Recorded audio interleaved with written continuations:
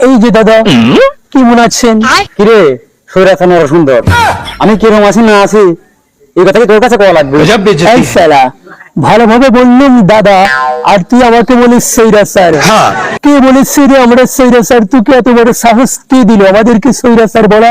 আমরা হচ্ছে ইন্ডিয়ার লোক, সবচেয়ে পৃথিবীর শ্রেষ্ঠ লোক, সবচেয়ে গণতন্ত্রকামী লোক। আমরা হচ্ছি একেবারে মোদির লোক। ওরে মুদির লোক, তাহলে তো তোর আরো বড় সৈরাচার। এই শালা, কে বলেছে রে মোদি সৈরা স্যার আর মোদির লোক সৈরা স্যার? আবার কবি তোর তামিলনাড়ুর দক্ষিণী সুপারস্টার থালাপাতি বিজয়, সে তো লক্ষ জনতার মাঝখানে স্টেজে বক্তব্য দিল যে নরেন্দ্র মোদী একটা স্বৈরাচার, আর আমি স্বৈরাচার কইছি আর তোমার গায়ে লাগে গেছে শালার বান্দর। এই শালা, তোরে তোমার সাহস, তুই আমাদেরকে সৈরা স্যার বলিস? আজকে শালা তোকে দেখে নেবো। যা শালা একদিন শালা স্বৈরাচার। শালা কি যে হাল হলো, আমার ভুল হয়েছে। কত চেষ্টা করছি যে বাংলাদেশিদেরকে কাবু করব, এত কথা বলি, এখন নিজের দেশেই ভেজাল লেগে গেল।